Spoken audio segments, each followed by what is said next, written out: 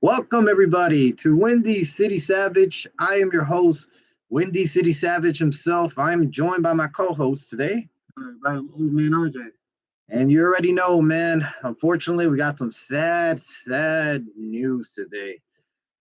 This one caught me off guard, old man, but unfortunately, ECW legend Sabu has passed away.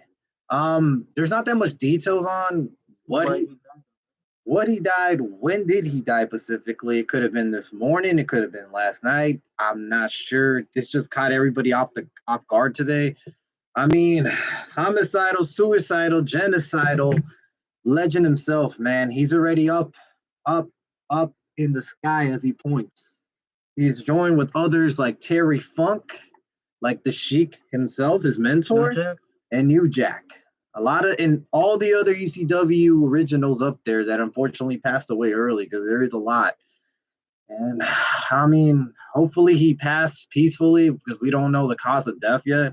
But I mean, I heard he had health issues walking into.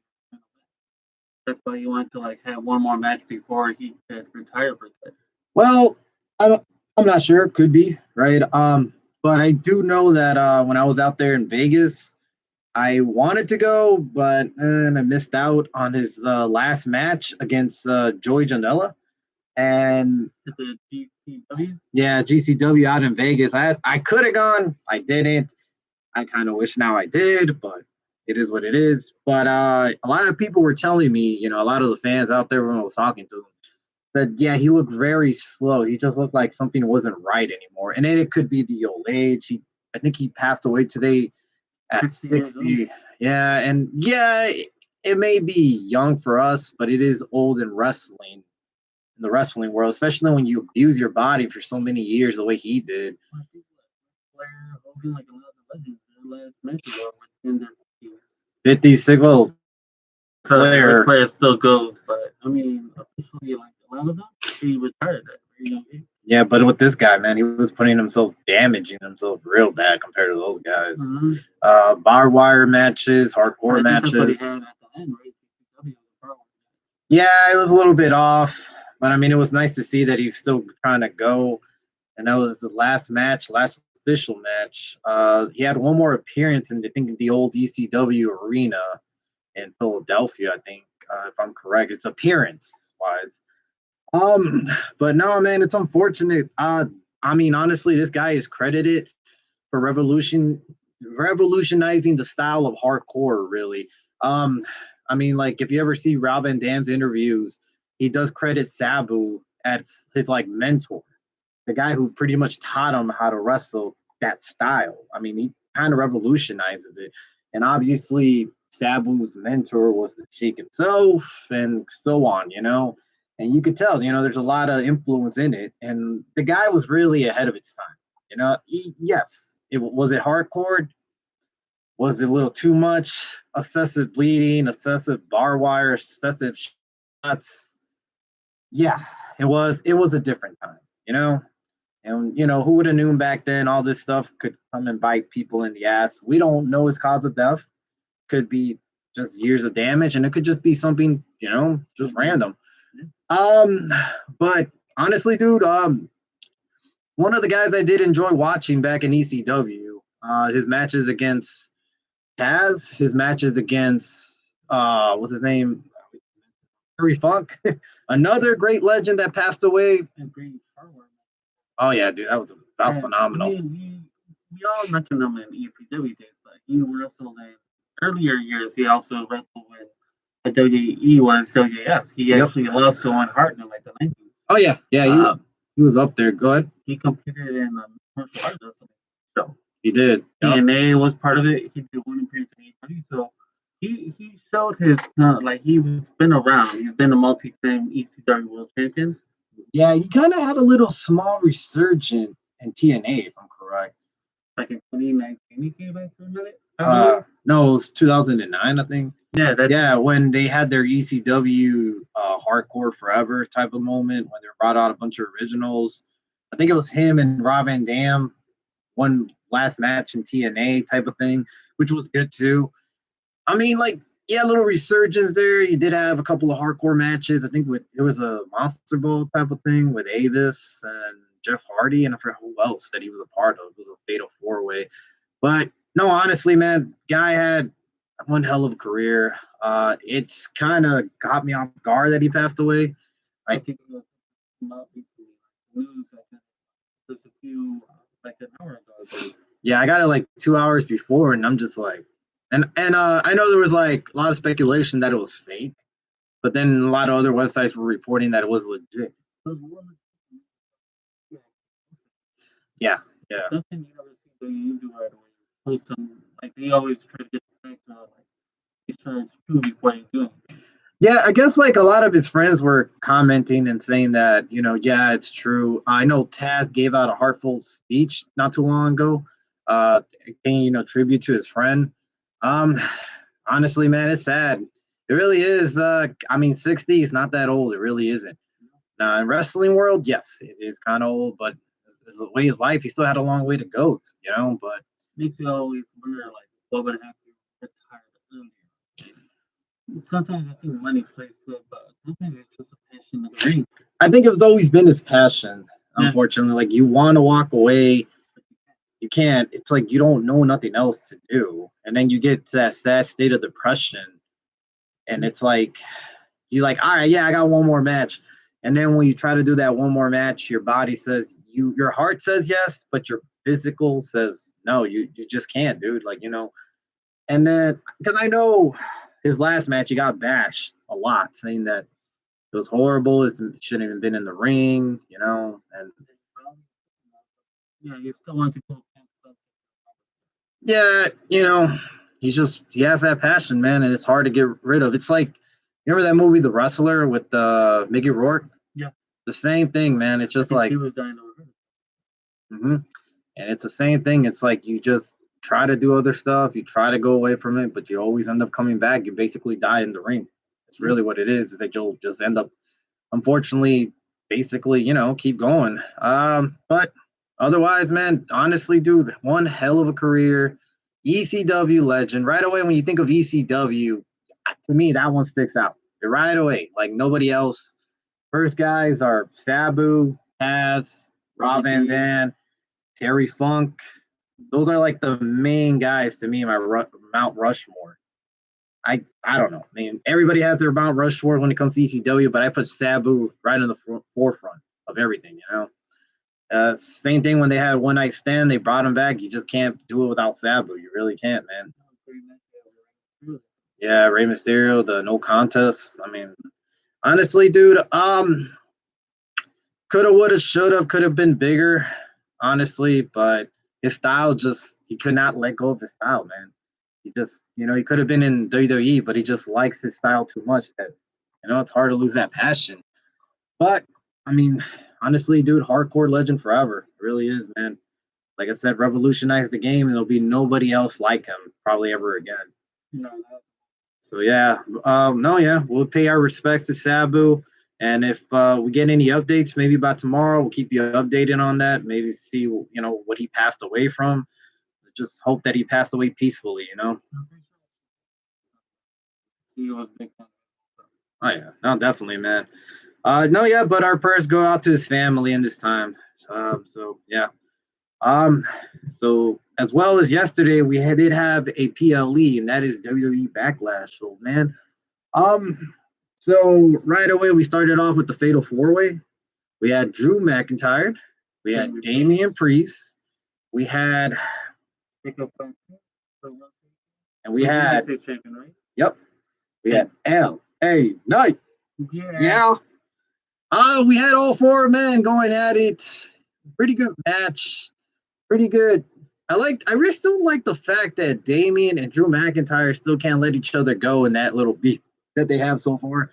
Screwed each other out so many times, and every time, I think there was a spot where Drew McIntyre was about to win, the United States champion, and then Damian Priest just pulls out the ref before the 3 count, and then looks at Drew, and Drew has that facial expression like I just fucking had it. I get screwed out again,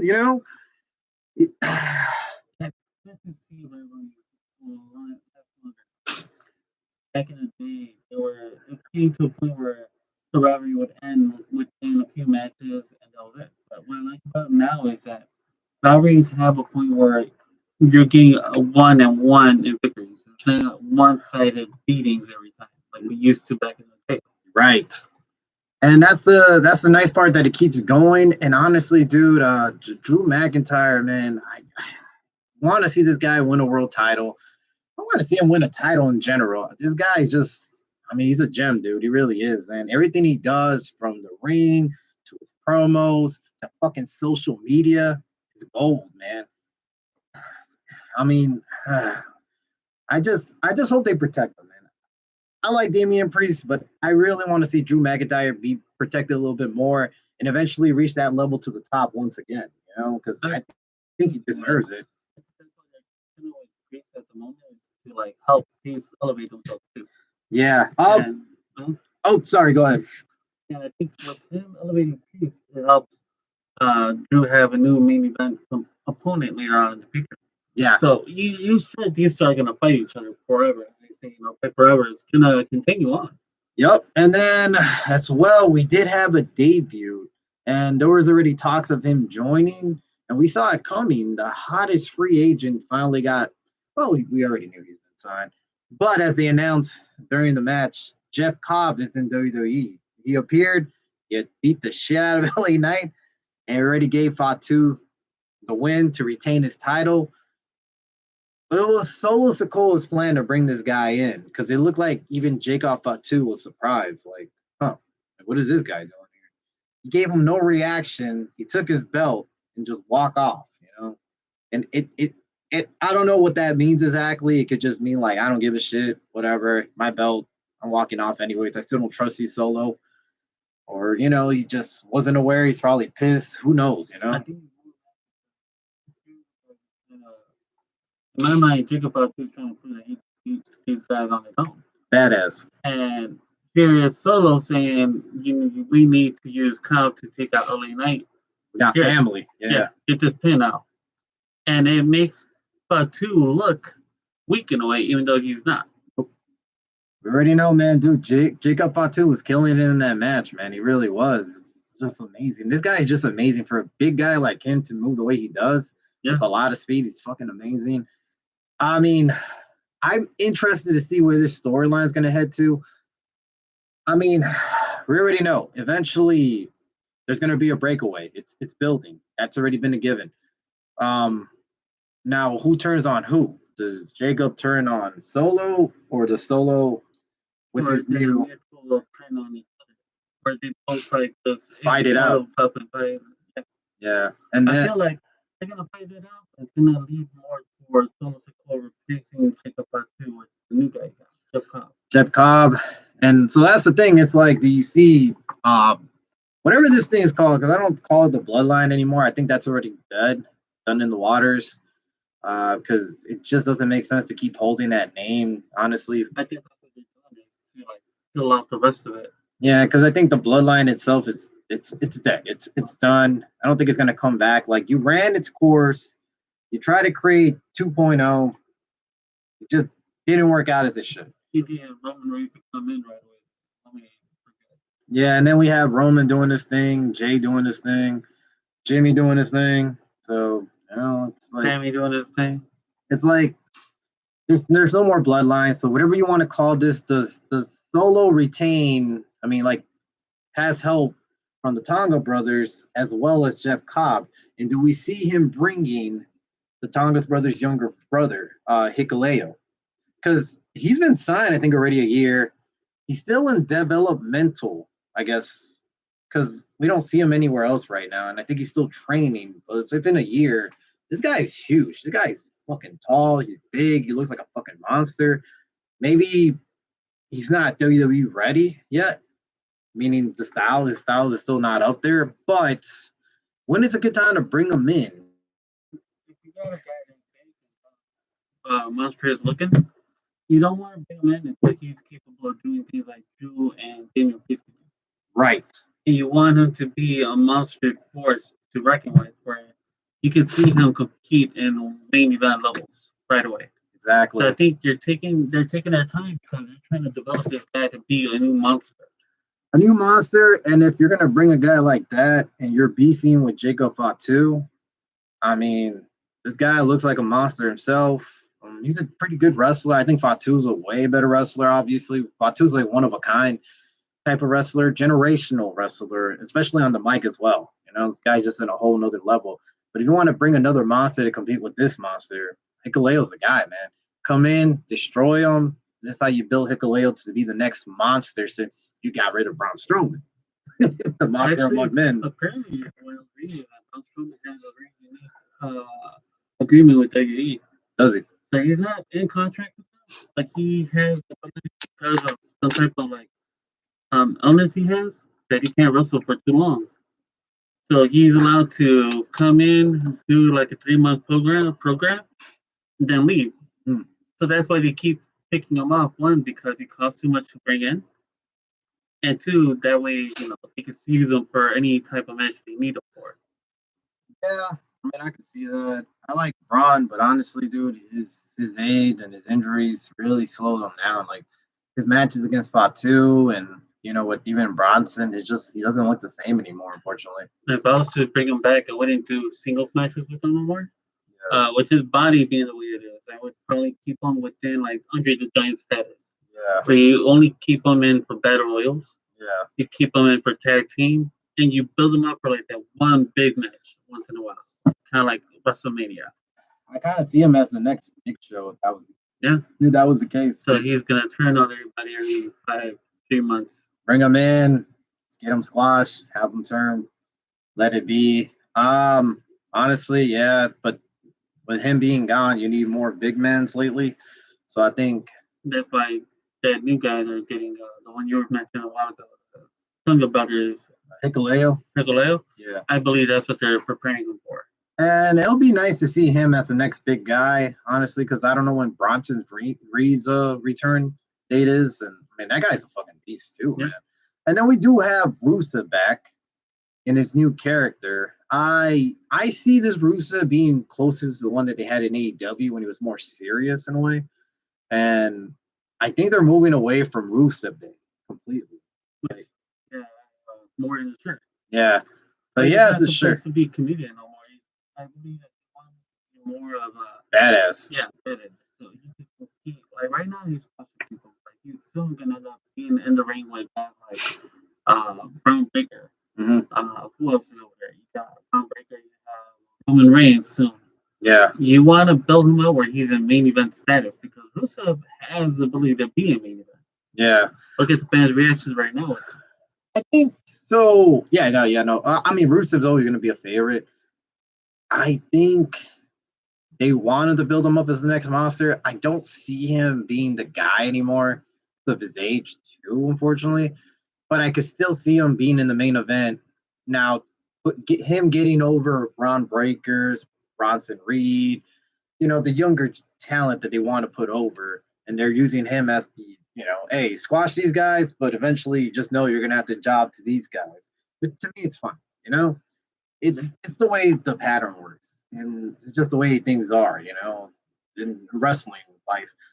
So, they have a plan. They're building up all these big guys. And, WWE really likes their big guys,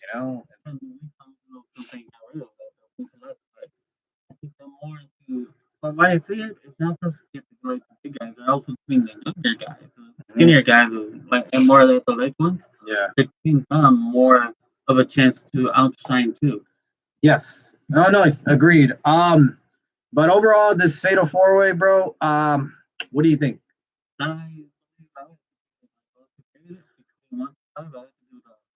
Four. Give it about 3.5. Priest and Damian Priest and Drew McIntyre, they got so much into their own heat that they left the match that they were in. They didn't care about the title anymore. I gotta destroy this guy. We gotta kick each other's ass, and they left LA Knight to get his ass whooped by Jeff Cobb. And that's something because LA Knight was actually winning the fight. Yep. So now it also brings up more of a question of what could have happened if Jeff Cobb didn't show up or Solo didn't show up. And Fatu is gonna bring that up come Friday? Yeah, because I think he wants to do it on his own. Yeah. Yeah, and they're going to create more heat. So yeah, the storyline was Solo and Fatu, and now we have it's gonna involve LA Knight. Yep, LA Knight as well, and as well as Jeff Cobb. I see Jeff Cobb and LA Knight feuding for a while now because obviously Jeff Cobb beat the shit out of LA Knight, and I see LA Knight wanting his revenge, you know, on all of them. But I feel like Fatu's gonna like be like, that's between you guys. I'm doing my own thing. Probably gonna move on and have face someone else. Who knows at this point? But I could see Jeff Cobb and LA Knight going at it for a bit. And I do see LA Knight getting destroyed by Jeff Cobb just because you're bringing in this guy, hottest free agent. That's what they said. Of course, you're going to have him win a couple of matches, and against one of the big stars like LA Knight, perfect in my eyes. You know, I mean, let's be real. LA Knight's not really going anywhere anymore. He's up there in age too, and with Roman. With Roman, yeah, and I guess a little momentum with Logan Paul. Yeah. And so we go on to the next one: Becky Lynch versus Valkyria. For the Intercontinental Women's Champion, old man. I saw this match, and honestly, at first, before it started, I wasn't gonna be really high on this one because I thought, like Valkyria herself just hasn't entertained me at all. I don't know. There's just some lack of star power with her that I just haven't seen her as, you know, being the women's Intercontinental Champion. Becky's always gonna be a star. But even her characters became a little bit more stale lately. But her being a heel brought it back up. But when I watched this match and all the close falls and back and forth, and hell, even the ending surprised me because I thought I had Lynch retaining. I mean, not retaining, winning the title. Oh. Yeah, I had Lynch winning the title because I thought, okay, Lynch has to win it. You know, they're going to try to get this title to have some more prestige. Lynch is going to win it, and, you know, eventually we're going to probably get a storyline between her and Bayley since she attacked Bayley storyline. But all the back and forths, all the near falls, that was a hell of a match. Yeah. I give it to both. Honestly, I give it more to Valkyria because she proved that she has the star power in there. I think sometimes the right person, and you know, once you find the right person to dance with in the dance floor, you're gonna put on a pretty good show. Mm-hmm. Look at Shawn and Bret Hart. Oh yeah, they were complimented for each other. Look at Shawn and Undertaker. Like when you look at wrestlers who complement other, they could put on one heck of a battle, and that's what you had with these two girls. They were both from Ireland, and they both put on what people say is like a pretty good clinic. Mm-hmm. And that is true because not only that, but you already know that Valkyria's mentor is Becky Lynch. And so maybe she's like, hey, you know, I'm going to get in here with one of the best in my eyes. I'm going to show what the fans that I got. You know, I don't want to let her outshine me in the way. You know, friendly competition, I guess you could say. And I feel like I think eventually, we already know during the end, Becky did get mad and attacked Valkyria, put her on the disarm, you know, disarm her and all, and, you know, try to break her arm, obviously, but Valkyria was still holding her hand high afterwards. So I don't think this feud's going to be over yet. It does make me question, though, is where is Bayley going to get inserted at what point? I feel like after Becky's done with Valkyria, Becky has to win this feud. As much as I want to give it to Valkyria, I think Valkyria has to lose the feud just to insert Bayley into it. Yeah. I feel like this Bayley and Becky has to reach Hell in a Cell type of a feud because those are the last two of the four horsewomen. Yeah. I mean, there's a lot of history between both of them. And we already know when they're both getting in the ring, it's always going to be a good match between both of them. Yeah, I can see it. I can actually see maybe Becky winning it probably by Money in the Bank. Yeah, like July. Yeah, and then SummerSlam, we get the returning Bayley against Lynch, or maybe sooner, but I think by then Bayley should return. I don't know if they're giving her a break or something, or. But really, from what I was reading, they have nothing for her. Which I don't think that they have nothing for her. Is they're trying to keep her kind of on the sidelines for the moment. Yeah. To build her feud with. Right. And it's not bad to give out a break. And well, we did hear that Becky's idea was to remove Bailey from that tag match with Lyra, at Mania. So we don't know what's going on. If there's any backstage sheet, we heard Bailey's interview. It's hard these days with knowing what's real, what's not. And if Becky did say it's true, like how she felt, like, hey, sometimes I'm quiet and look where it's gotten me, and she did get praised by Austin, how she handled herself professionally. So maybe she's getting a break. Maybe they're building up tension. Who knows? But yeah, obviously, I do see Becky as well. Like you said, winning the title at some point, getting her hands on the Intercontinental Champion, and bringing in more prestige to that title. But honestly, though, I got to give it up to Lyra. That was a hell of a performance. Like I said, I'm not high on her because it's just been lackluster, her title run. But last night kind of showed me like this girl does have it, and I guess it just took the right person to be in the ring with to bring that best out of her. So I see her future being bright. Even if she loses the title, I don't think that's going to hurt her at all. If WWE could really develop her, she could be the next star for many years from now. And she's still young. And honestly, dude, Lucky Fiance, like I don't know if you saw, guy looks like one of us. I know. Something like that. I wonder, like, see, it looks like Lyra looks like more like down. Yeah. So it seems like she hooked up with a guy out of who, here now. So the guy has to have some type of good game out there. It gives average guys hope, It's like they said that's a fiance. I'm like, sure, that's a fiance. That's not the brother, I had to take my shades off. I'm like,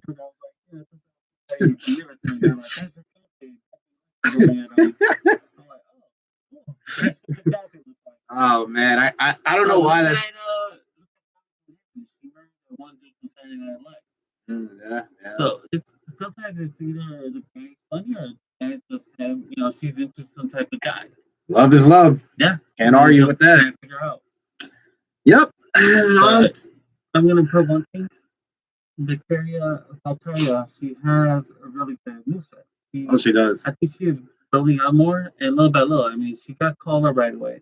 I think she's getting that little rhythm now, and I think that's what she needed from Becky. And Becky, I feel like the only way she's gonna take the belt off her is she's gonna have to do something deceiving, but she's gonna injure Valkyria to keep Valkyria off of the show for a minute. Give her like that break. Agreed. I agree. I gave this match a solid 4. I thought it was pretty good. I agree. I'd give it a 4. I give it a 4. I thought it was good, and honestly, I would like to see what's next this coming Monday Night Raw. To see how the feud still continues on.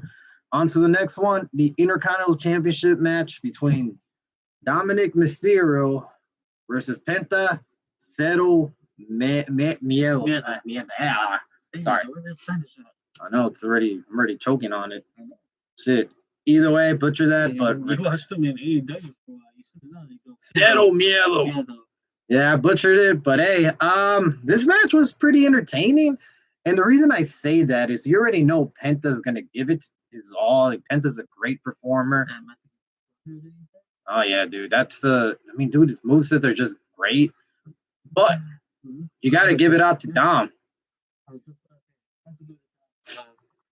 Dom was actually putting on a pretty good, he was actually showing you that he's a Mysterio. Yeah. And he was putting out movesets that I never seen I've seen his dad do. Yeah. And almost as crisp as his dad. Yeah, his Chris is on point. Like, he is still young. After we forget how young this guy still is, But we already know he grew up in that style. He's probably been wrestling when he was young, training, and really, so that's the thing with Don. Inside and outside the ring, plays the character. Kayfabe to him is still alive, and I could tell he masters his craft. Before he tries something, he wants to master it. He's a perfectionist, you can tell, because everything was crispy, everything was on point. I didn't see anything bad, and not only that, but he's been working up the crowd very well. Like, ever since Mania, the crowd's just been behind him. I do that more to, like, he must have studied a lot of Eddie Guerrero, and growing up around him, you could tell he got a lot of Eddie's charisma, even though That's not his like actual father, but he, Eddie was like an uncle to him. Could be he has a lot of family. Remember, he has Sir Mysterio. Yeah. Yeah, his uncle as well. He also has his other uncle, Conan. But yeah, he also had his other uncle, Conan, who has previous stated many times he always gives him any advice he ever asks for. And Dom is the type of guy that goes up to the OGs, any OG, and asks for advice. That's been known. He's one of those old school wrestlers. The guys that he knows that there's legends out there. He wants feedback. He gets it. He accepts it, and he improves on it. And you could tell now more than ever he's up there. And it's shocking to remember this guy, short hair, looked like a fucking baby, was out there with Rey Mysterio helping him out. And you're just like, honestly, when I used to see him, if I remember correctly, I was in Chicago where I think it was Rey versus Brock, and he came out to try to help him. I thought to myself, man, like this guy's never gonna make it. In WWE, he doesn't have charisma like that. And I get it, he's Rey's son. He's probably gonna be a jobber. But from to go to that, I was wrong. The guy just like upping up his game the last couple of years, and this guy's gonna be the top star at WWE one day. And I could see that. He's gonna win a world champion. He's still young. He's still got enough time. He's going to be in this game for quite a while. It just, everything's there. His charisma's there, as well as a split coming up. Because we already know that there is a lot more issues coming with Finn Balor and Dominic Mysterio. And we saw this during the match. When Judgment Day tried to come out and help them. And there's some issues that you already could tell the tensions building even more, that Finn Balor might just turn on Dominic Mysterio pretty soon. I think the whole Judgment Day turn on Dominic. You think the whole Judgment Day? I feel like it is, because right now Dominic is becoming a face.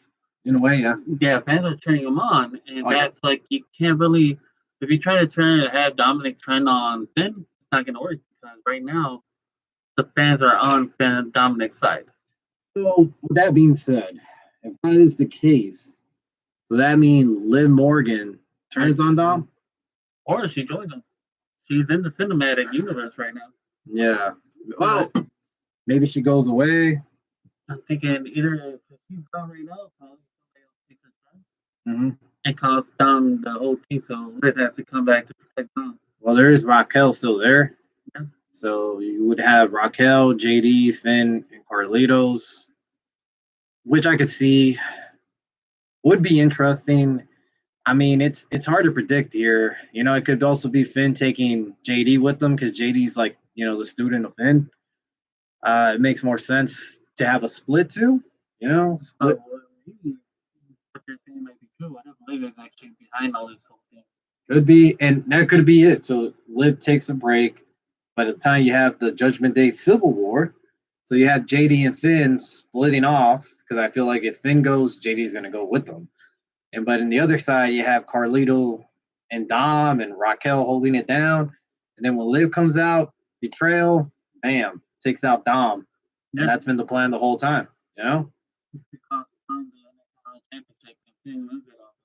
Like that. Maybe the whole setup was, what's it called? The whole setup was always ever since that hotel key. Yeah, when Finn had the hotel key, I think, because there was a Easter egg a while back that I keep remembering. Maybe that was the setup, is to have Dom comfortable, get a title, and then eventually kick him out, and then have basically this Judgment Day or whatever you want to call it. Honestly, I like the Judgment Day, I really do, but that's also getting stale to me, man. It's like, how long are you going to run its course before it runs down to the ground? And it just hasn't been popping like that for quite a while. I love their segment still. I find it hilarious, especially with Carlito always having the comedian, role in the group. Whatever he says, it's always gold. But at some point, it's just like, it's getting kind of stale. You're not going to keep beefing with Rhea Ripley. Damien's gone. Yeah, you're going to fight each other, but even if you split, you want to call yourself the Judgment Day? I mean, that was really Adam or Edge, whatever you want to call him now. Maybe he's going to go back to Edge pretty soon since they didn't trademark his name. That was his stable, man. Create something new, Yes. Yeah. I feel like if you keep going to the plug it up on like fully cut that thing. But you can't do much with Judgment Day, so probably Finn betrays Dominic and everybody joins Seth Rollins' crew. And could be, and then you could always have Dom joining Penta, and maybe Penta, right? Maybe Ray Phoenix, but Ray Phoenix is in SmackDown, so we don't know. Eventually, they do want them to all join up, Ray and Penta, but not right now. Even though Ray's on SmackDown, when you had that what's it called, War Games, anyone could come from any show. But then you would have to bring another guy. I think Rey Mysterio Jr. Could be Rey Mysterio. It could be if you want to bring another guy. I think as you've seen it right now, it's building up between Penta has beef with Gran Americano. Yeah, which we saw him interfere, by the way. And then Ray Phoenix has beef with Gran Americano, and so does Rey Mysterio. So I feel like this is all going to lead to Carlitos, Gran Americano, Finn Balor, and JD versus Ray, Penta, Ray, and the Lucha Bros, Ray and Dominic Mysterio in a War Games match. Could be War Games, but I guess it's still a long way to go. We don't know what's going to happen. We don't know when they're going to split. But also, you don't want to prolong something that long till November. No, you have to start building it up now. Yeah. And then take a break from it and then make it fire up again. Yeah, but speaking on the results, eventually, even though they came out Judgment Day, they did fail to help Dom. The guy that really helped Dom, and screwed out Penta once again would be Gran Americano. And, whoever that guy is, nobody knows. It's a legend. Mexican legend. Yeah, from American legend, but he used to wrestle back in the old days against people like he wrestled the Santo, he wrestled Blue Demon. Like he competed against some of the best back in those years. Yeah, from the Gulf of Mexico or America, whatever you want to call it. Gulf of America. Yeah, but I guess it's like, what do we go? I mean, eventually we could see Penta versus Gran Americano down the line. When do we see this guy getting unmasked? Because eventually it's going to happen. I don't think right away, because I feel like he's very over. I think he's going to, it'd be crazy if he has to stay like this for a long time and never change it. Like, he has to either, it would have to be that he would have to face either Penta or Ray Phoenix. I feel like it's more of a Ray type match, like Ray Phoenix or even Ray Mysterio. You can lead this into a Mascara versus Mascara match, mask versus mask match. Loser has to take his mask off. Imagine if Gran Americano wins that one. Then we have Penta being on mask. I think it is more better Ray Phoenix than Penta because Penta looks better with the skull, But even then, man, they're selling merch with the mask, so it's hard. Hell, even Gran Americano selling merch. But eventually, I feel like we will see him unmasked. Who could it be?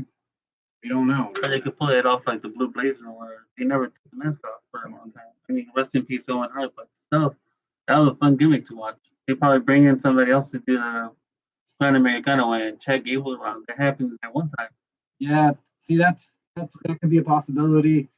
Honestly, though, I don't know where the storyline is going to go. I don't think Chad Gable's Gran Americano. I think it's going to be someone else that we least suspected, man. Somebody who hasn't been called up yet. It could be someone from AAA. Yeah. Hell, it could even be Disco Inferno. Ain't that be some shit? The least likely would be Disco Inferno. So, well, he did have a little Latino roots when he tried to join Conan's team back in the day. Back in the day. I mean, they do have a podcast together. Yeah, keeping it 100, but that's just, a little inside joke. But look, could be anyone. I would really love to see, because people think it's Chad Gable. I would like to see it to be someone else. I don't think it's Chad Gable, man. I don't think it's him. I think it's someone else that we least suspected. I really think Chad Gable's telling us the truth. It's Kurt Angle. Kurt Angle, yeah. He's coming back and doing that over again. It could be Mr. America himself, Hulk Hogan. Yeah, I mean, he looked strong, man. Yeah. I mean, Hogan probably did lose some weight and got a little younger, and I don't know, man. This is gonna be funny when it finally gets unmasked. By the way, it looks like One of they some shit, right? Yeah. It could be like remember TNA had Shark Boy? And Shark Boy was actually many wrestlers, believe it or not. Huh? Oh yeah, he was. I wonder which one was. I forgot, but yeah, he was many wrestlers. It was confirmed. I think it was like 3 to 4 guys, and some of them were like well known. They're not on the top of my head. I can't name it, but it'll be funny if Ground Americano is like a bunch of dudes taking turns. Yeah, same body type, same kind of close heights. You know, it's just they have so many developmental. You know, they could just bring up anyone. I mean, it's crazy, but obviously the results is Dom retained, and I think that is the right call. I'm kind of a little bit mad that they did make Penta lose again. Can't be taking too much losses. I mean, this is a guy that's this is like one of your top guys right now. One of your top mid cards. He is selling merch over with the crowd, as he should be. He has one of the best gimmicks right now. I mean, with minimal English, he still makes it worse. This guy is very charismatic. You know, I don't know. He just does it well. He just reminds me of La Parca, where he didn't speak too much English. A lot of fun, a lot of moves, and that's really what it is. Right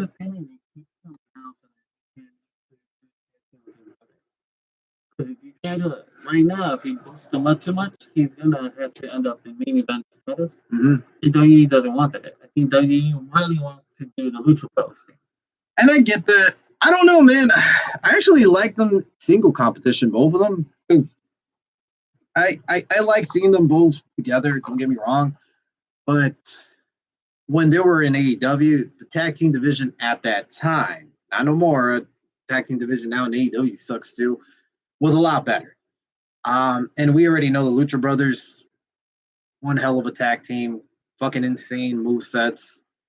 But going to WWE, it's not that much tag team division there. You got SmackDown. SmackDown, you have Motor City Machine Guns. You have what's it called? Street Profits. Street Profits, yep. And the fact the 13 that they were competing with. Yeah.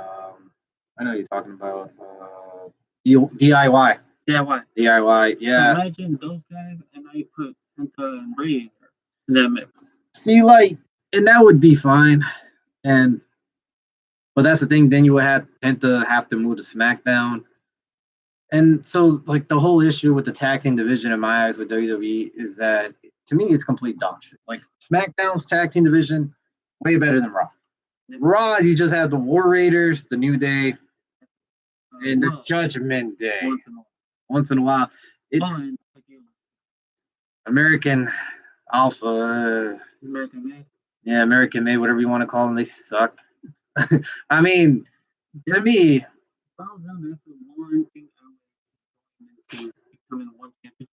yeah. I like the women's championship. Just keep one title and let them jump from show to show.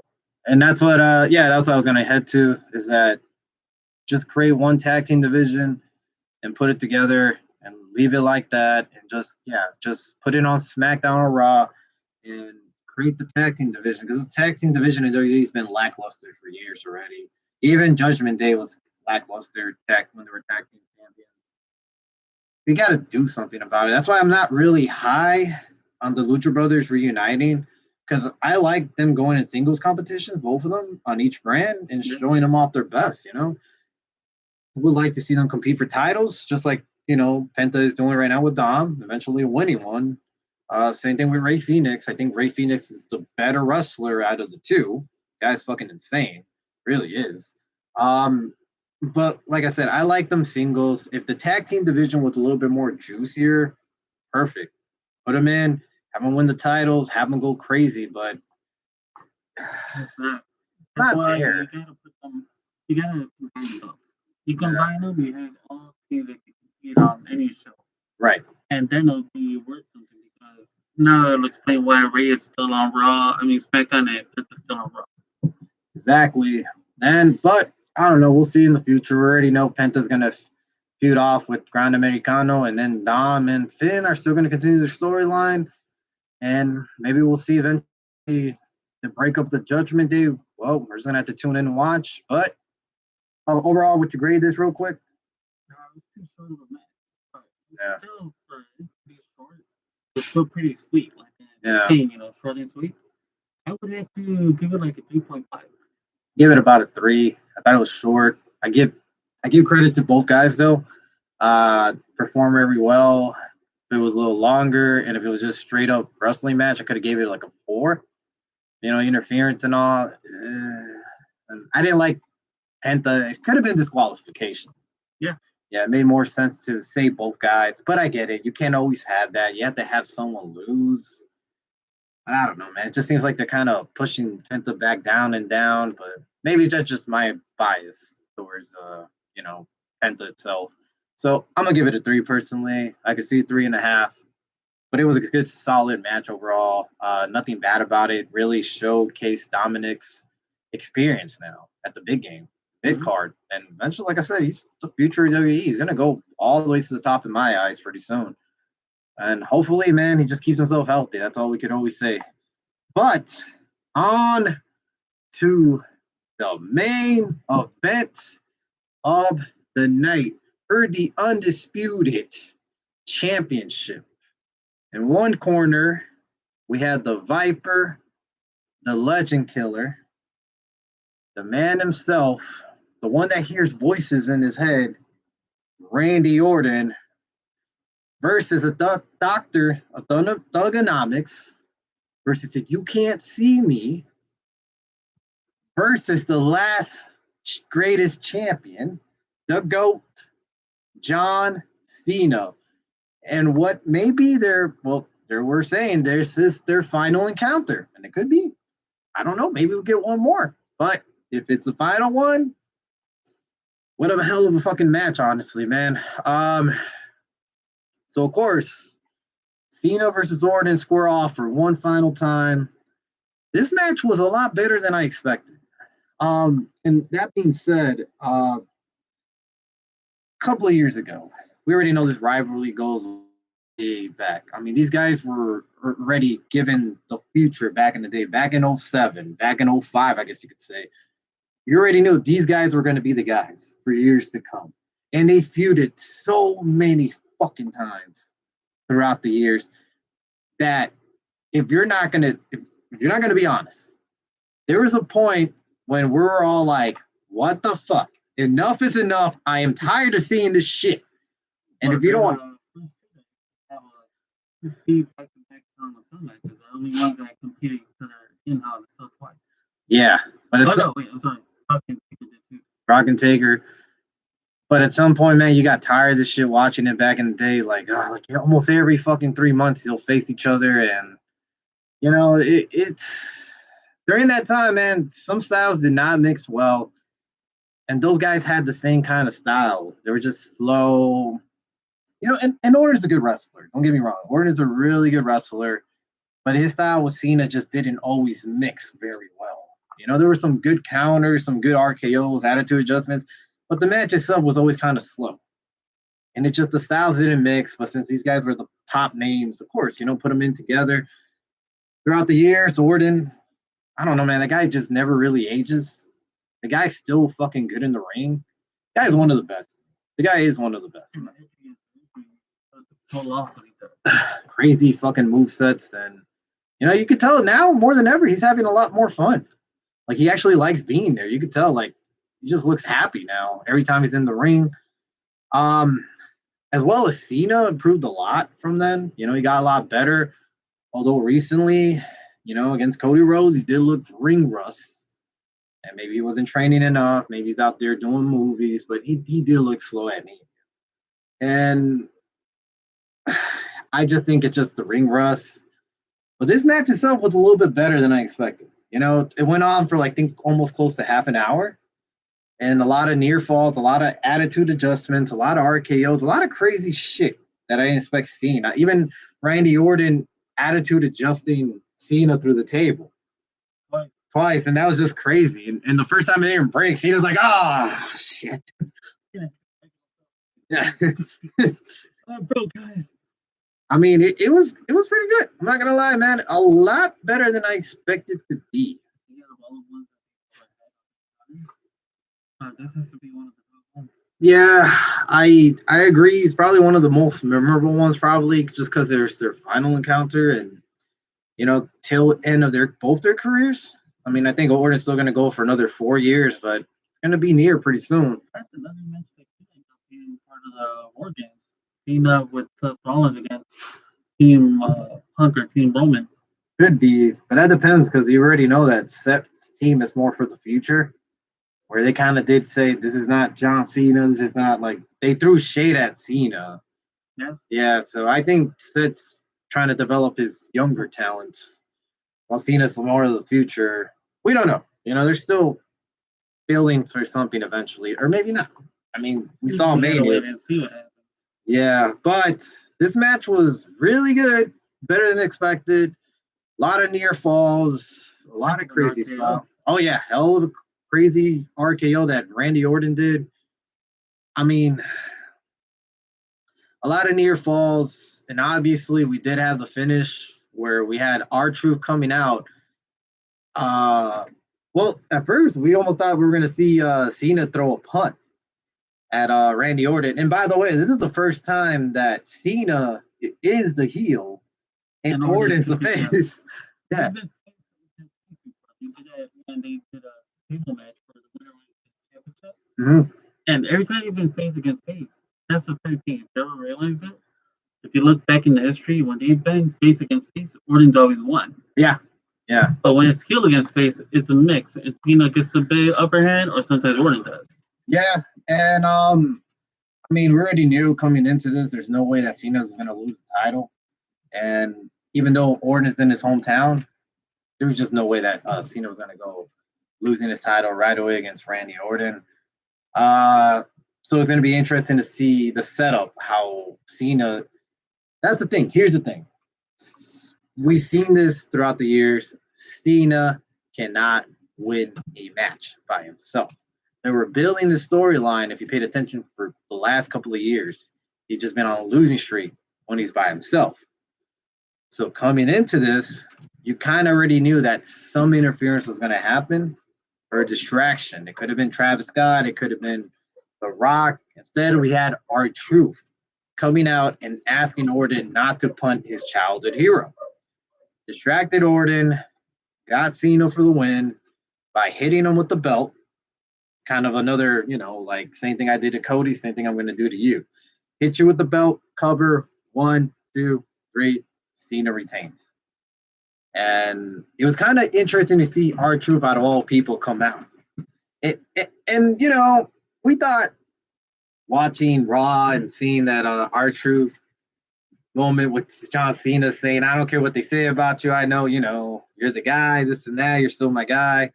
And, R-Truth comedian effect. Like, it's my childhood hero. When I grow up, I want to be just like him. We didn't put an update until we saw it in St. Louis. And I'm like, all right, I like this. I like this. It's better than having Travis Scott out there. We're not going to get The Rock. We already know there's issues. Well, there's a lot of issues with The Rock going on, and I'm not really a big fan right now of The Rock, but that's another story for another day. We're not going to see The Rock. You're not going to see Travis Scott. Who else makes sense out there? It has to be R-Truth. It makes sense. Yeah, it did. It did. It created a really good narrative to a finish that, hey, I'm going to retain the title, and the guy's going to help is the guy who looks up to me, even though I am a heel. Yeah. So, yeah, and then we had one hell of a post show where R-Truth came into Cena's. Yep, and then from there he said, he told him R-Truth, not another word, and obviously R-Truth said yo, you're still my childhood hero, even though people say you suck and you can't wrestle. Once he said that, Cena picked him up, attitude adjustment through the table, and that was it for R-Truth. He's still gonna, he's still gonna back up John Cena. It's kind of like when Judgment Day, where he Judgment Day was out there beating his ass every week, and yet you still come back, and then you'll try to kick JD McDonough out. Might be about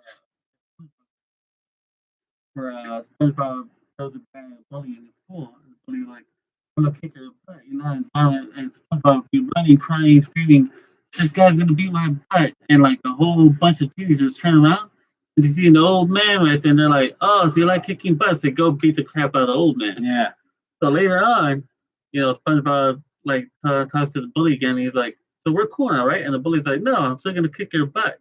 SpongeBob runs out screaming, he's still gonna kick my butt. Here's that poor old man, bandaged up, freaking what's it called, the walking stick in his arm. And they turn around and look at him, they're like, did you learn your lesson the first time? And they go beat his ass again. And you're looking at the R-Truth thing where he got his butt beat a lot of times. They just kept coming back. He comes back. I can see him not learning his lesson and still being in denial the next day on Monday Night Raw. Get to show him, which I think they will. And still be in denial about the whole thing. Say, oh man, you don't know him, man. He was just having a bad day. You know, you can say something like to that extent. In general, what's next for both men? You have Orton losing the match. Is Orton looking for revenge? Is Orton mad? Now, interesting facts. At some point, Nick Aldis and a bunch of officials did come out. And once again, Randy Orton RKO's Nick Aldis. We know for a fact that Nick Aldis can wrestle. He can wrestle. And he's a good wrestler. He wants to get in the ring eventually. Is there a future match coming pretty soon with Nick Aldis versus Orton? Do you see that happening eventually? Maybe after this, or maybe down the line. Probably down the line. It's going to continue going up. Mm-hmm. You might get something for Nick Aldis. You might have to get a SummerSlam, which is only 3 months away now. So I feel like it's going to build out to where Nick Aldis probably suspends Orton right now for what happened. I think Orton's going to go after R-Truth. And whatever he does, Aldis is going to be like, you know what? You're out of here for now. And I'll see you when you come back. You're gone for a few months. Yeah, because at this point, there's only so many fines you could pay Nick Aldis until he's like, I'm tired of this shit. I'm tired of getting RKO. It's like that BBC or Bridge when Vegeta keeps getting kicked in the balls. I keep getting kicked in the balls. Isn't it? No. That's a DBC Bridge. You never saw DBC or Bridge? Oh. No, you got to check it out. There's a Vegeta episode where there's a bunch of guys keep kicking him in the balls, and he keeps saying I just keep getting kicked in the balls. You see, Nick Aldis just keep getting RKO.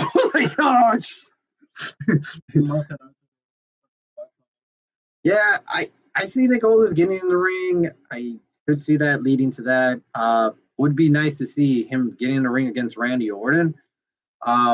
Would be a good match. I could see Orton, trying to get revenge, getting suspended.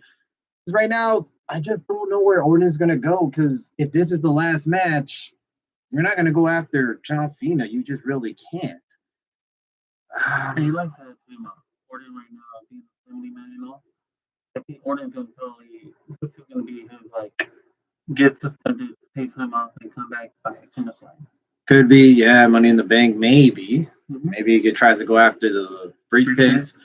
It doesn't make sense for him to continue on, because you can't just go off from Cena, getting screwed over from Cena, and then go somewhere else facing Rusev or Aleister Black or one of these guys. It doesn't make any sense storyline. Give him some time off, suspend them for RKO Nick Aldis, which would make sense. And officials, they were all officials. They're getting fucking RKO like crazy.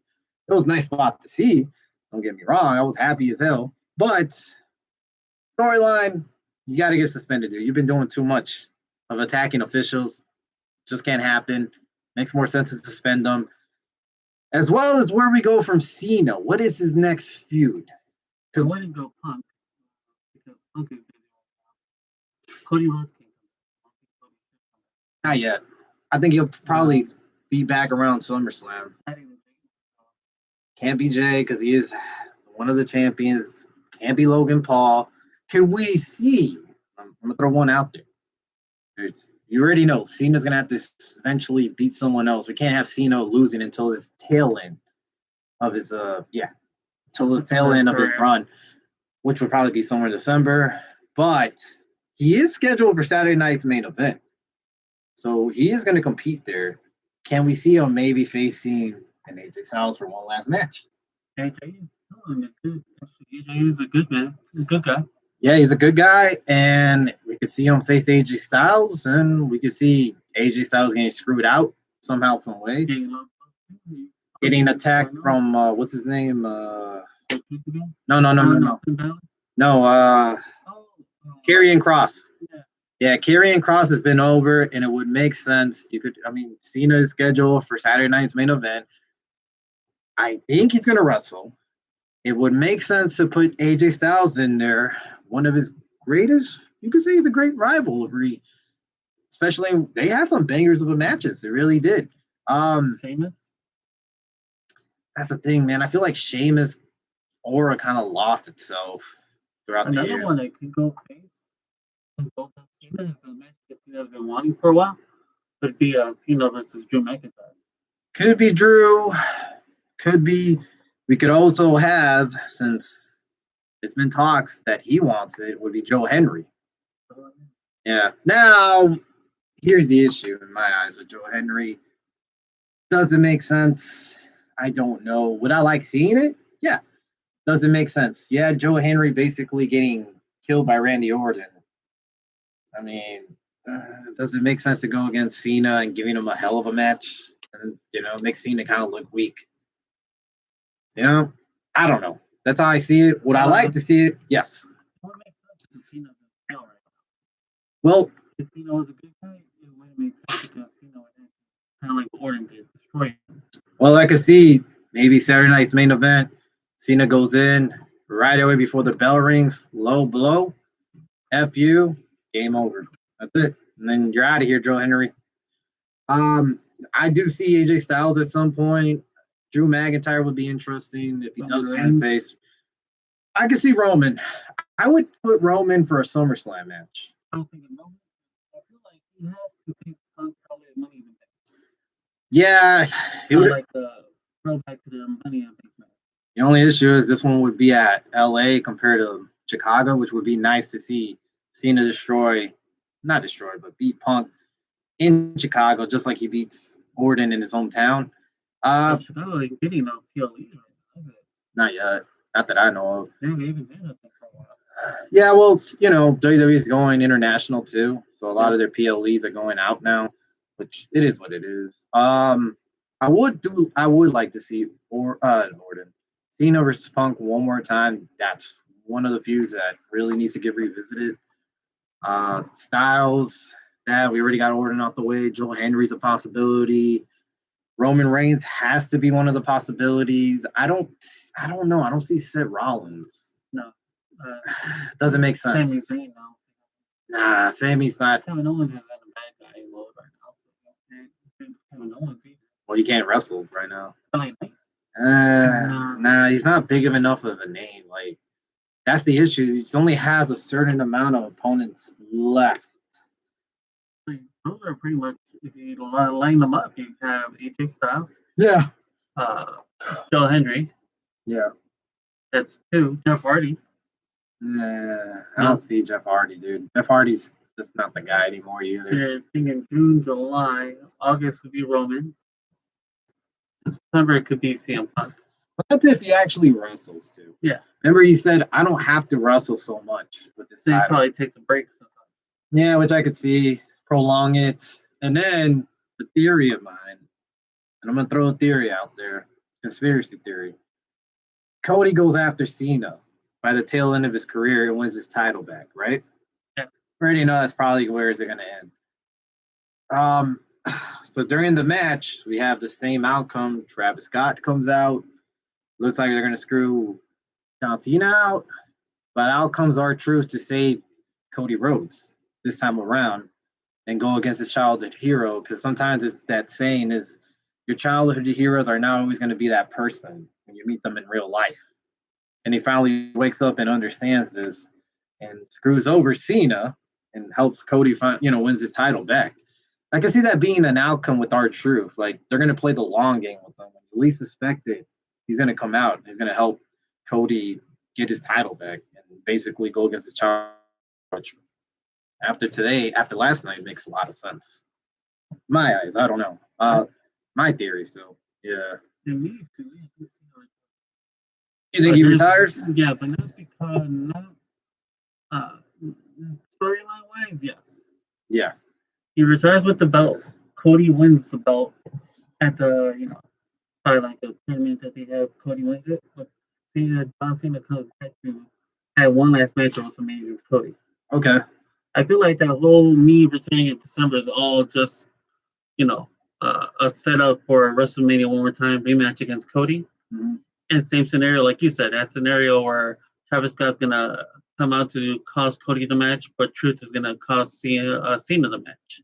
Right. And I feel like at WrestleMania is where Cody has to pin John Cena to get that torch that Cena has. Because you can't give it to him at a regular pay-per-view. You had to give it to him at the biggest stage. Kind of like how The Rock gave it to Cena at WrestleMania 29. Could be. It could be a way. It would be interesting to see. There's many possibilities, and I could see that going on. And there's like title for title, like who's the real champion? Cena's gonna do something like that. Yeah. Well, he did say he wants to be the last champion. He's gonna retire with it. He's gonna be the last greatest champion ever. Could be a possibility. Mm-hmm. But then it just like destroys that title a little bit. It's kind of reminds me of I wasn't a big fan of it at first, but the title grew on me. I'm still not a big fan of how it became the title, would be the World Heavyweight title that we have now. How Roman was the guy. No one could be Roman, so we're making a second title for the losers. That's what it made it seem like. This is the second title. Cena takes that title home. You get another title, right? Or something. You create this other title that doesn't mean as much as the undisputed title. So that's the thing. It loses kind of like its value. Just kind of. Nobody ever beat Roman for that other belt. For the World Championship. The World Championship? Yeah, because Roman gave up the Universal one. Mm-hmm. No, he cut the Universal and gave up the blue one. The blue one, well, he retired it. Yeah, the blue one became the new big gold belt. Which Roman never carried. They gave that to Kevin Owens, right? Well, what happened is that this is before, obviously, Ray passed away, is that Triple H did come out and said, here, since no one could beat you, you made history, here's the new title. And he had all three titles, actually. Yeah, coming out. Bray Wyatt passed away. He retired the blue one. And then eventually they're like, well, if you retire the blue one, what's the point of having the red one? So they got rid of all the titles and kept it as the undisputed since I think the Universal one was the red one. And the heavyweight, and they combined, and this is why this one's called the undisputed. I guess I could see that as an outcome with Cena retaining. Yeah, because it's like at the same time, it's like, does Cody beat and what PLE he's going to beat Cena at? It has to be past Survivor Series, and what would that PLE be by then? What is the PLE in December? Talking about naming it Attitude Ruthless Aggression. Which would make sense to have him beat him in that pay-per-view. And that would create Cody Rhodes as the next main event. Yep, the next guy, which he is, really. I mean, I don't see anyone else being that guy anymore. No, right now, your focus is Cody Rhodes. I think the torch has to go to Cody, but for the torch to go to Cody, Cena has to be Roman. Because Roman has to challenge Cena for that belt. Yeah, he does. If he beats the Tribal Chief, that makes him like the greatest champion ever. Yeah. And then that's where Cody has to prove, like, I'm actually better than you. Yeah, I agree. He has to beat Roman. He has to pass through all these people. Doesn't matter how he wins. He just has to win. Because we already know. If you watch the story, Cena cannot win a match by himself the last couple of years. He's going to have some sort of interference. And it could be whatever the storyline. Yep, a lot of low blows, a lot of title hits. It'd be funny if he wins the same way each match. Yeah. Low blow, title hit. Yeah, it could be. It could be a thing. and it could always be some storyline involving someone else. R-Truth was involved. Roman has Seth Rollins, so Seth could get involved in Roman's. Could be. AJ Styles has Dominic Mysterio and Karrion. I think it's Karrion Kross because I think you got to do something with this guy. Rey Mysterio could come back and challenge John Cena. Gran Americano can cost Rey Mysterio that match. Could be, yeah. Or with Penta's height, what about Penta against Cena? Yeah. No, right? I just don't buy it, man. It's just Penta's not that big of a name. There's just guys. There's not that many guys left, so that's why. And I think it's because you want like the old outlaws to go. The main dogs that were part of Cena's career.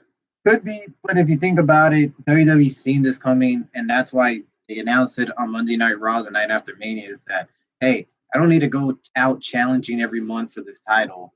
Like it's on my terms. Fuck you, fans. Meaning, it makes sense because then next month could be the World Heavyweight Championship on the line. Yeah, which I think they're going to put more of the Jey Uso's title and not challenge both. Yeah. And then like next month would be. Speaking of that, June, July would be. Yeah. We missed one match. I forgot. Sorry. Gunther against Pat McAfee. Sorry. All right, so let's get into that real quick before we end stuff. Sorry to interrupt you. I just remember for some reason I'm like World Heavyweight. And I'm like, wait a minute, Gunther. We didn't even cover Gunther versus Pat McAfee. This one was a lot more entertaining than it should be, and I say that because going in, I did expect it to be good. Because honestly, Pat McAfee is a good fucking wrestler. It really is. I felt like this would be a fucking smash. It was. I feel like it was really fucking entertaining. And I was kind of intrigued to see, like, all right, so what they're going to do here? You know, how they're going to have Pat McAfee really be competition for Gunther. And honestly, dude, the back and forth, the crazy spots that Pat McAfee was doing, the flips and stuff, yeah, he's not perfect, but it was entertaining. It really was. I've seen Pat McAfee wrestle against Adam Cole, against what's his name, Austin Theory. He did had a couple of matches before, so we know he could wrestle, you know. But against a top guy like Gunther, a monster, I guess you could say, and we do know that no matter what, Gunther was going to win this match. You can't lose back to back to back to back. Yeah. He is, and I mean the way he lost to Jey Uso, I still don't think he should have lost that way. But it is what it is. But you can't have him lose back-to-back PLEs. So the match itself, fucking entertaining.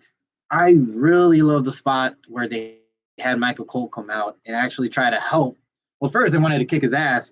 Gunther wanted to kick his fucking ass. But then eventually Pat McAfee saves him because it's his friend. And I like that. I like the fact that they're friends. And afterwards, Michael Cole was trying to help Pat McAfee beat Gunther by holding his legs down, like underneath the ropes. I don't know why. It just cracked me up. The crowd really got into it, too. The crowd was popping for Michael Cole, like when he was doing these type of stuff. And it's nice to see, you know. Yeah, and it's nice to see that Pat McAfee and Michael Cole have that friendship. Because, like, personally, I mean, nothing against Pat McAfee. I love his show, by the way. I do watch it a lot. I just don't like him as a ring announcer. I mean, not ring announcer, a commentator as much as other commentators. Honestly, and I'm going to put it out too. Pat McAfee and Michael Cole need that one bad guy out there. At the Wade Barrett. Yeah, like Wade Barrett. Or even when he had, what's the name of it? What's his name again?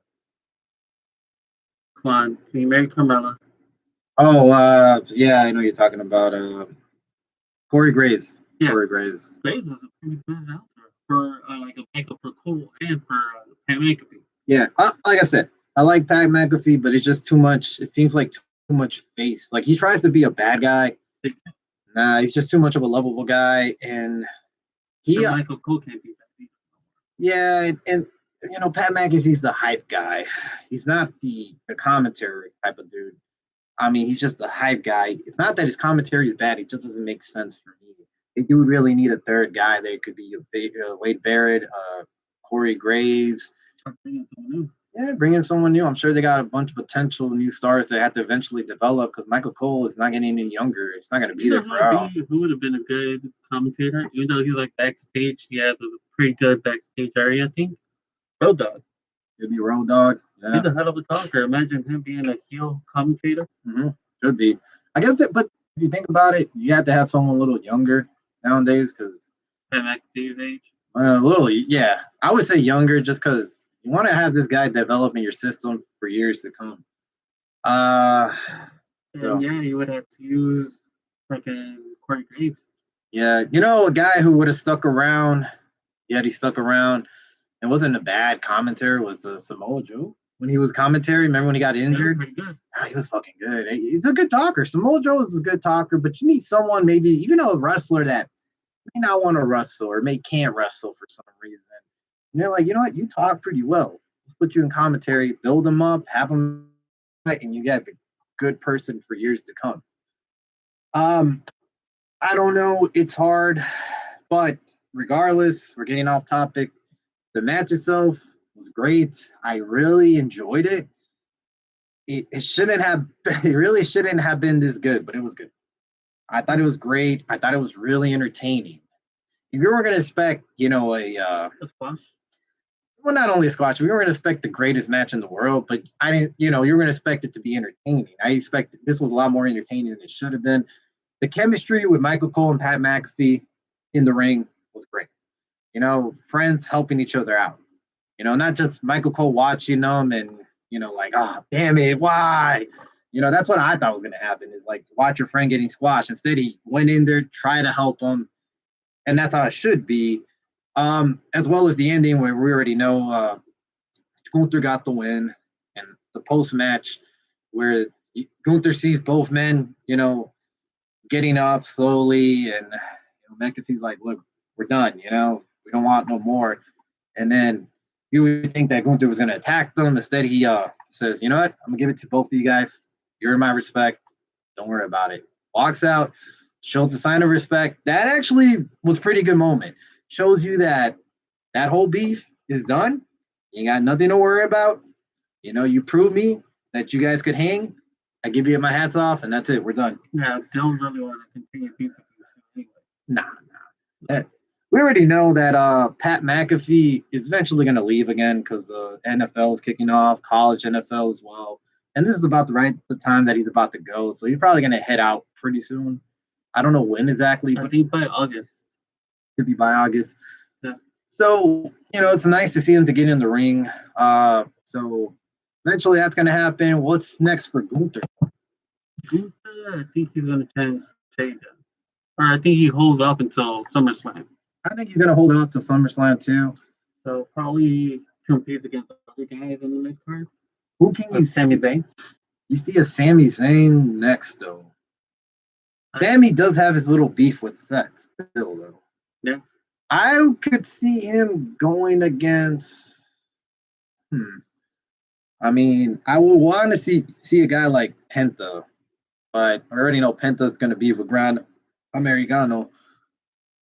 I don't think he's going to go back into the Intercontinental scene. No, he has to compete against other people. Probably not a squash, just to like maintain a good, how you say it, victory on him. That's the thing. Momentum. And it'll be interesting to see who they have left for this guy to go against because it's hard right now. I mean, we're going to have him face, what's his name, Otis again? No. Otis.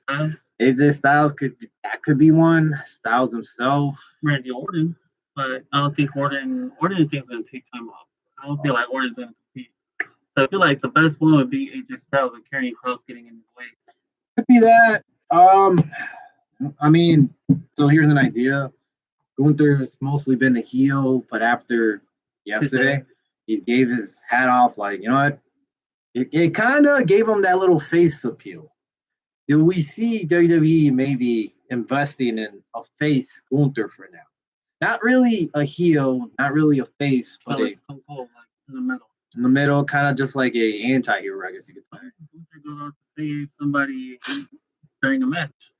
Could be that, or just just goes against someone more heelish, I guess. Yeah. I would like to see that, be a little bit more interested in that. It'd be nice because then you can't see. We'll see if Gunther like with Tim Kenny's face. Probably Seth Rollins becomes his new heel. Could be because we do need eventually Seth Rollins and Braun Breaker beefing with someone else besides Punk. And Braun and Gunther be crazy. Yeah. So. Or even Rusev right now, with Rusev being like in the position he's getting, Gunther would be a good fight for Rusev. Could be. So that's the thing. That's actually, to me, now that I think about it, is the most interesting direction out of all the wrestlers that we named on the card tonight. Is what happens to Gunther now? Because we already know he's not going to go after the title anytime soon. Because Jay's already scheduled to face Logan Paul pretty soon for the title. So that's not going to happen anytime soon with Gunther going back for his title. So it just kind of tells you, like, where are they going to head with this guy? And with him losing the way he's lost already and everything, he has to go over someone else. Road to redemption. So he has to come back. He has to turn around. He has to prove himself to still be the ring general. Yeah. And he has to go through. That's what I'm saying. He, like, maybe has a resurgence of not being a heel anymore, but not being a total face, but being more of a badass. Come in, beat his guys he needs to. The most badass person he can beat against right now would be Rusev. Could be Rusev, because Rusev has no direction yet. No. I don't want to see him squash Rusev right now. I want to say it's a squash. I would say these guys would have good chemistry in the ring. I would say build up Rusev a little bit more, like another month, and then they'll make some more. Okay, could be that. The first match they have, he loses to Rusev, and this would be a good point to make him actually come back first. It's a feud between those two. Yeah. Keeps them too busy for a while. Could be. Yeah, maybe going all the way to the next pay-per-view even. Yeah. Yeah, could have Rusev have someone interfere from and, cost Gunther the match and still have Rusev look strong. Remember, Rusev is trying to turn Otis into like a heel like him. Yeah. So it'd be crazy if Otis is on that turn. Yeah, there's possibilities there, and honestly, that would be a good direction. To me, that's the most interesting one for this whole card is what is Gunther's direction? Because everybody else has something set. Gunther really doesn't. I think tomorrow's episode for Smoke and whatever you call it. So what's your name again? Windy City. Damn it! God damn it, man. Hey man, I've been everywhere but here. So Windy City tomorrow, you might as well bring up SGP, see what he says too. Yeah, I would. You should call it what's next for Gunther. I'll probably wait and see what happens on Monday Night Raw. Well, that's the thing. We're gonna watch Monday Night Raw and see the results. I'm gonna definitely be after today and after discussion. I'm gonna really be the most interested to see what Gunther's direction is, because if he shows up tomorrow, which I think he would, he's basically the workhorse of WWE. He really is. Mm-hmm. I think he will show up. It'll be interesting to see if he's still the same guy or turns into a new persona and see what direction he goes to. Either way, it's going to be entertaining. Either way, we'll be back here tomorrow, probably around 9:30 p.m. in our time, which would be Chicago, the Windy City itself. Central time. Yep, Central time. But this has been your Backlash review, and rest in peace to Sabu himself, living legend. We appreciate you guys. Tune in next time. Oh, yeah. Dig it.